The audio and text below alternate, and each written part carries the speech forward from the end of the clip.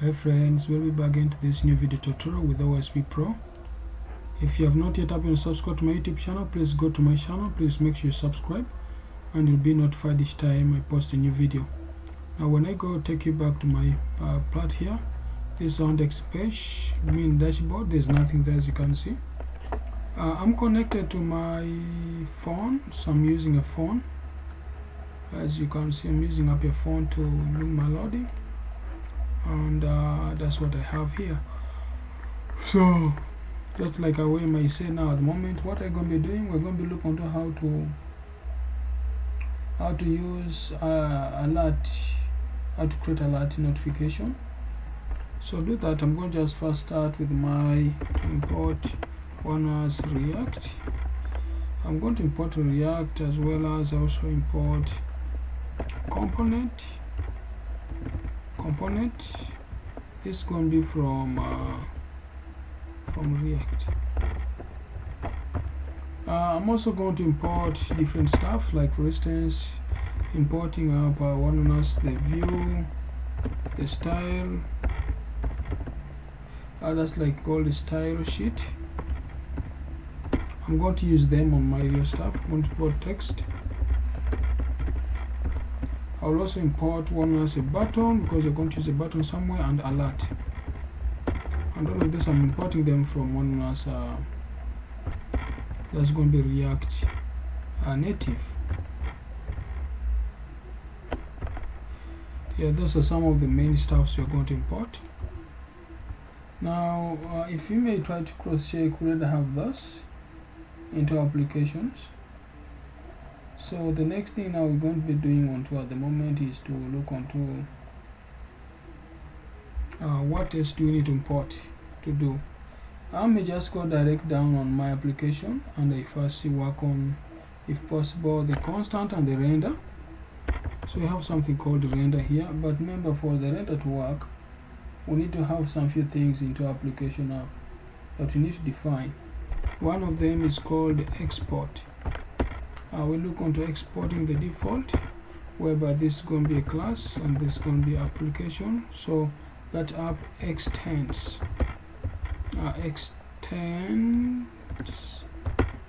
for us component. Yeah, I'm going to be extending their components.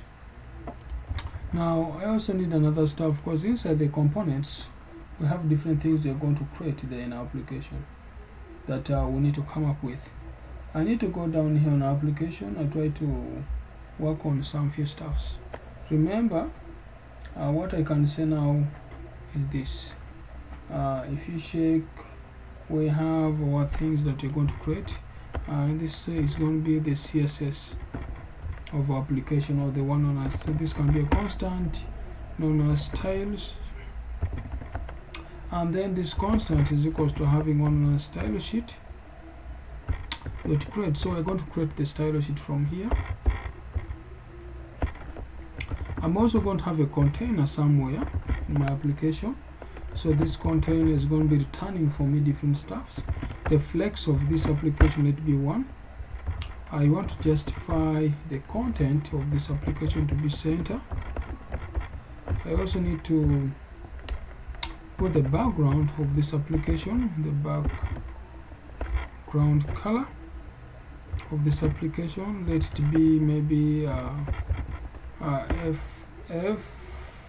FCA, that's it, something of that sort. It's okay with us.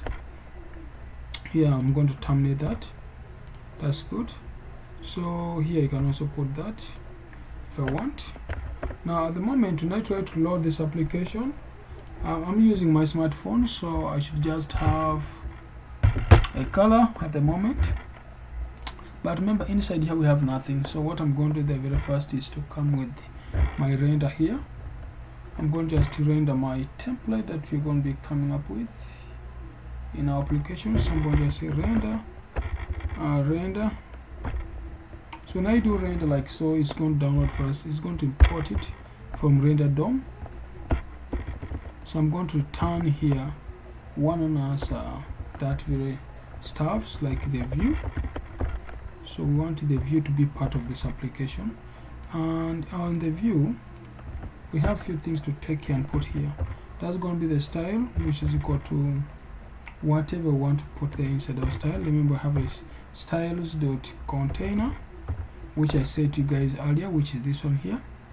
And then we also have the button. This is going to be a single button, as in like so, whereby inside this button we have it also when press.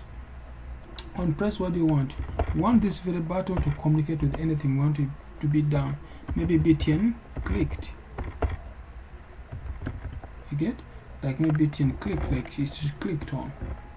We want us maybe to give a title to it, like let the title be maybe try me or click me.